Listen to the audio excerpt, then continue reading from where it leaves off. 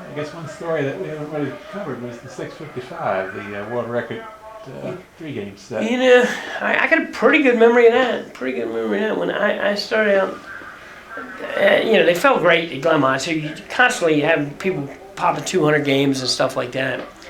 But come out that night and bowling 11 and 12 at Glenmont.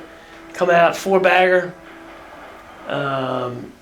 What did I do? I think it was, you know, somewhere. I think somebody made me a laminated plastic card. I had my wallet. I don't have my wallet on me, I don't think, but anyway, I think I went 4-bagger, 9 make it, 9 make it. I think. Anyway, I ended up going. Anyway, all mark, and I doubled. I think I doubled in the 9th and 10th and put 9 on that or something. Anyway, ended up with 235. But anyway, the second game, I come out, strike, and then I hit tight, and I left a 2-4, 6-10. I made it all but 10 pin though. Made it all but 10 pin, and got 9 out. So I got 19-28. Then I go spare. I go strike spare. Then I leave 7-8. I get 1-1. I think it's 76 in the 5th. So you know, second game I'm just plugging along. 76 in the 5th was really nothing to speak of at Glenmont. I mean, that was okay, but that was just average at best, you know. So then I go, I got 76 in the 5th, game 2. I go spare, strike, catch the strike in 10th for a double, put 9 on and make it. So out of nowhere, I got a 185. So I got 76 in the 5th, jumped to 185, and I got 420 for 2. And then the last game, I come out, bang. I crushed a pocket, and then a pin comes, shoots across, wipes out 7-8. Second frame, exact same thing. Same hit, same result. 7-8, pin wipes out 7-8, right? Third frame, 10 in the pit. I got triple to start the game, right? Fourth frame, I hit, let me see, fourth frame I hit, I think it just hit decent, and just everything converged on the 5-pin. I got a 4-bagger. So I'm 24 for 24 on the head pin. I've not missed head pin. I used to hit the head pin 28, 29, 30 times a night consistently. I mean, I lived on the head pin. You know. So anyway, the 5th frame, I missed the head pin. I hit the side, and here comes student body, backdoor strike, 5-bagger. I hit 7 offside like you just got a quick backdoor 5-bagger, right? I mean, and so then I get up and bowl the 6th frame. I hit tight in the 1-2. Everything just goes off except the 6-pin, and I got a spinner just spin it across the middle of the plate. Spins over, knocks 6-pin down for a 6-bagger. So I remember this. Never forget this. I got 420 for 2 and a 6-bagger to start the third game. This is the Glenmont men's majors. Got 24 teams of 5. I get up to bowl the 7th frame. I got 24 lanes to myself. There ain't a soul up on no lane nowhere. The whole bowling alley is crowding in behind my lanes as best they could. And everybody's on the payphones giving play-by-plays to Queen, because I bowled that.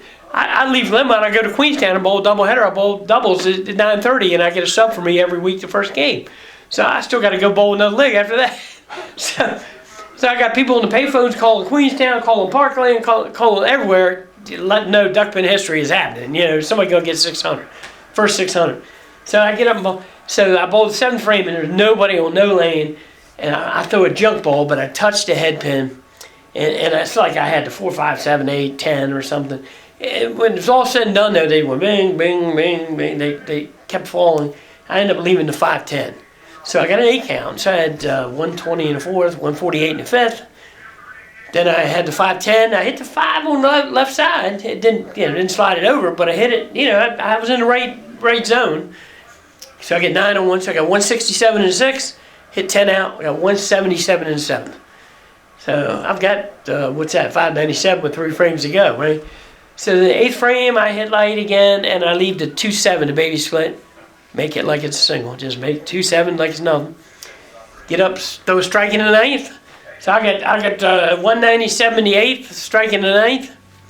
I get up in the 10th and hit tight and leave the 4-pin. Hit a little bit tight in the 1-3 and left the 4-pin. And So I throw my second ball in Glenmont. You got all this side to side action, but you really didn't get flybacks. You really didn't get flybacks at Glenmont. Pins didn't shoot back out of the pit, all that kind of stuff. I mean, they might go side to side, slide way up the lane, but you didn't get, it wasn't flybacks coming back, you know. But anyway, on the 10th frame, I lead the 4-pin. I throw the second ball, nail a 4 like in the right, not ear, but the right solid on the right side. It jams up in the corner. It flies halfway up it comes up. I must have had everything on the ball that night. It comes flying back up the lane, jumps out of the gutter onto the walkway, on the catwalk on 12, and count 8 on that for 235 again. So I had 235, 185, 235, but 655, and yeah, that's. I mean, I was just in the zone. I had 6 baggers. I didn't know if I was going to shoot 300. You know, I mean, I know it's ridiculous, but I just felt like every ball could be a strike. You know, it could be. Yeah. But man, Glenmont was the place. Boy, and, that night bowling. I'm on 11, 12, 9 and 10. I think Butch Helfman. I don't know if you remember him. Butch Helfman was his name. A little short guy. And he was an okay bowler. He's 140-ish, 135, 140 in Glenmont. Good high-scoring houses. He might have been 35 or 40, maybe. That night he shot 565, and he just got totally overshadowed. Oh. Yeah, he had 565, which is lifetime mark, I'm sure, for him. Yeah. And but anyway, so he was bowling right to my left, and I think, and but anyway, and then it's funny. So I had 655. So 10 days later, I don't know if I told you this or not. 10 days later, I'm bowling at PG on Thursday night, toward the end of the season. I might have told you this last time. It's Hank and Shorty in the league, and they're, and I'm got my team, and we're bowling right next to them. In 21-22 PG, I get 66 in the 5th first game. Take it off the sheet with a double, shoot 174. Shoot. Back it up with 212 and 199. So I got 66 in the 5th and shoot 585 10 days later. At 585. So I was 10 days after the 655 at 585.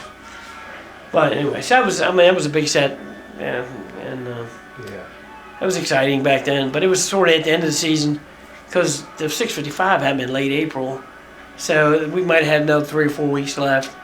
And then PG was 10 days later, so it was like within 2 weeks or so of the league being over, but it still had it, and I don't remember team-wise if the league was settled or not, but right. But that was pretty neat. Had 66 in the 5th, and then sort of lit him up from that point on. But, yeah.